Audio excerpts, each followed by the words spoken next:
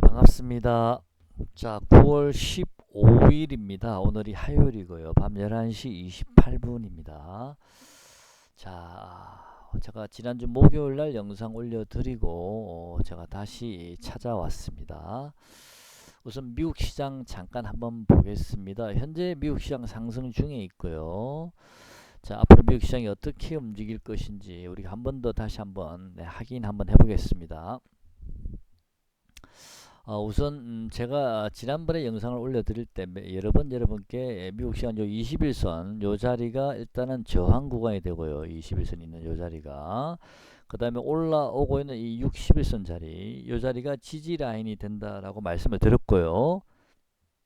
그 다음 두 번째는 이 쌍봉을 찍고 그 다음에 돌파했던 자리이기 때문에 이 자리는 현재 강력한 나름대로 지지선이다 라고 제가 말씀을 드렸고, 당분간 미국 시장은 이렇게 박스권을 그릴 가능성이 높습니다 라고 말씀을 드렸습니다.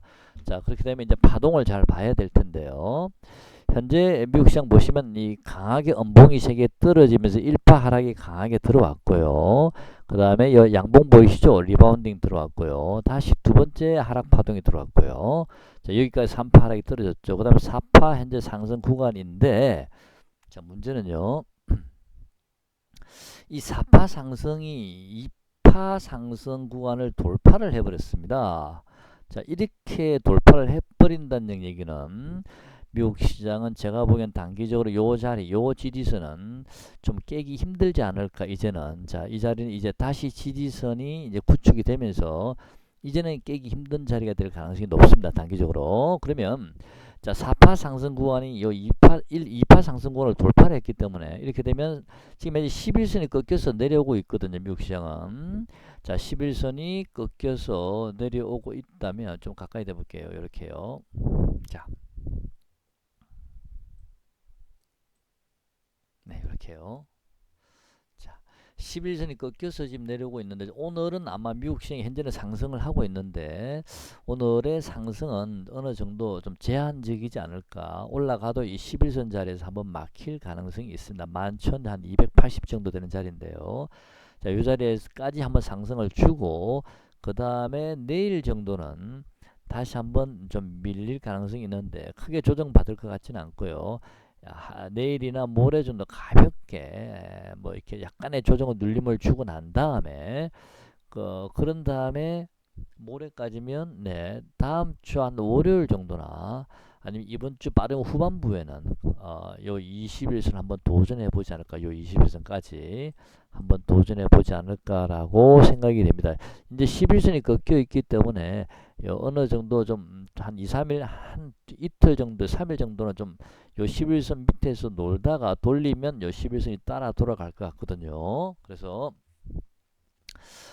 미국 시장은 아까 말씀드린 대로 요 고점을 이미 4파 반등 구간에서 돌파를 해버렸기 때문에 이제는 여기까지 터치를 하고 다시 밀리더라도 이제는 음봉 캔들 한 개나 두 개 정도 한 번 더 놓을 수는 있습니다. 그런 다음에 바로 21선을 도전할 가능성이 있습니다. 다음 주 초 정도면 요 21선을 돌파하지 않을까, 자, 그렇게 보여집니다.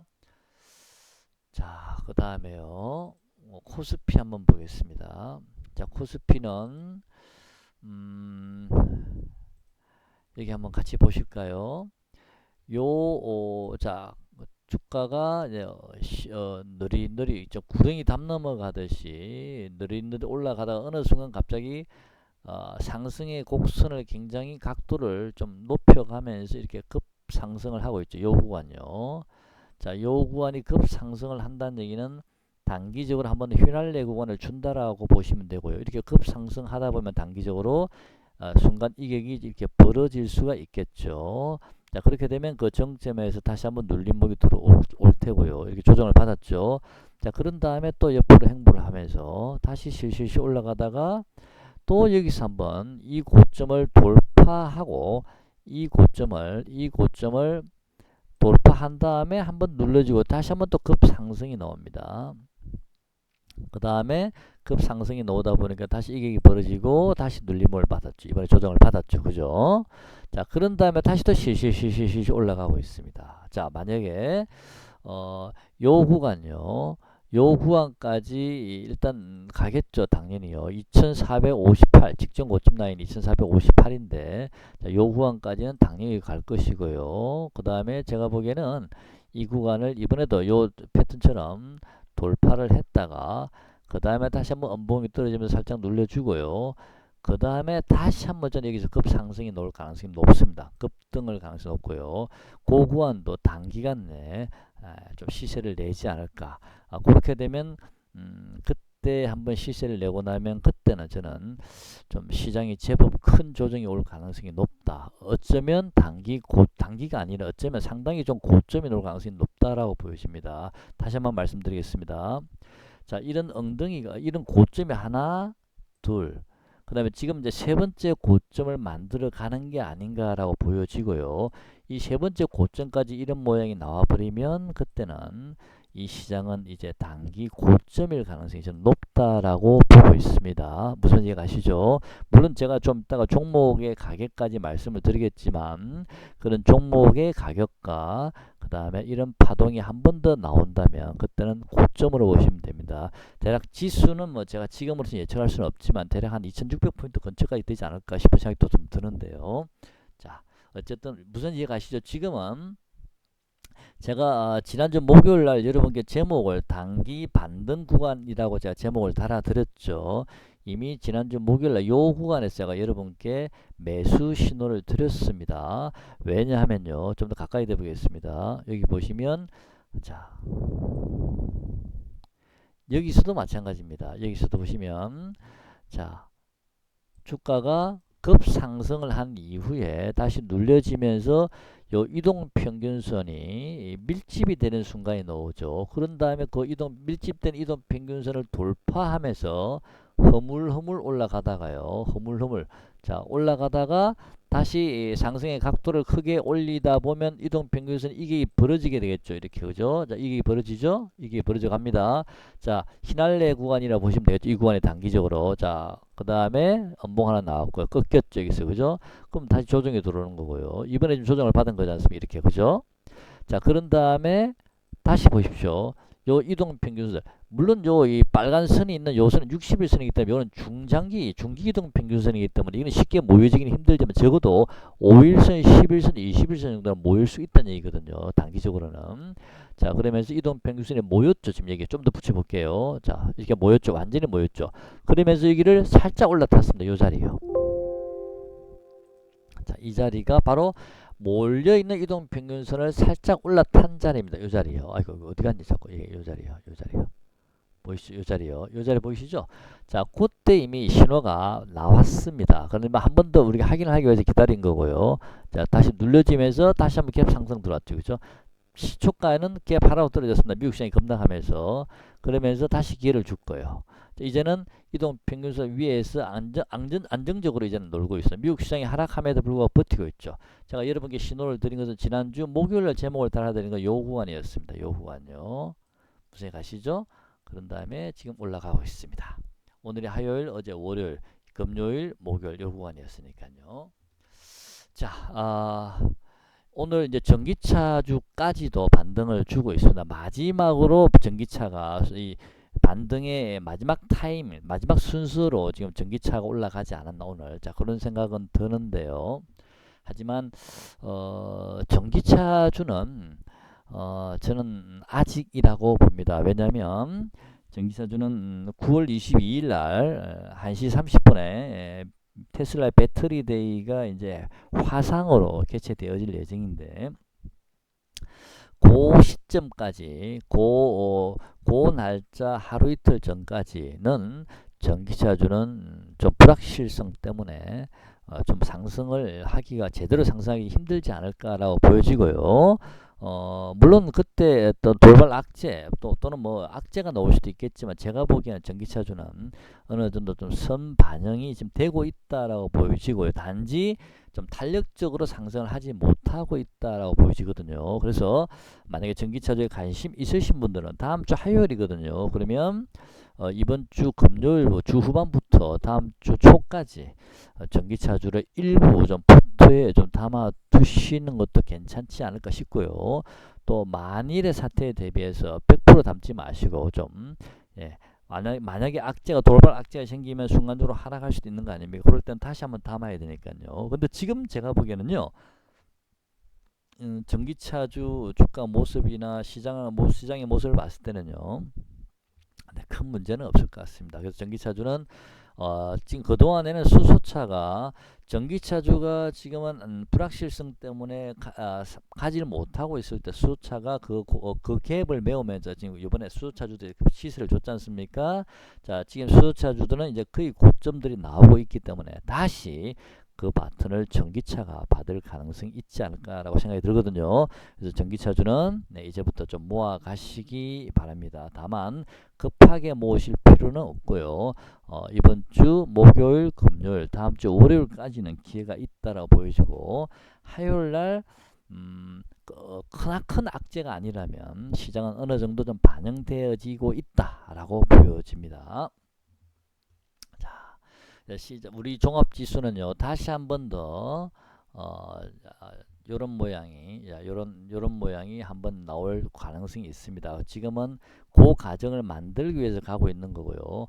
이 고점을 일단 돌파를 해야만이 시세에 탄력이 붙을 가능성이 있거든요. 그래서 2458포인트 아마도 2470이나 80까지 갔다가 다시 2450이나 뭐 60까지 눌러지고 나서 그 다음에 시세를 강하게 줄 가능성이 있습니다. 그게 마지막 주는 시세의 휘날레 구간이라고 보여집니다. 이번 상승 이번 상승 파동의 마지막 휘날레 구간이 되지 않을까라고 일단은 보고 있습니다.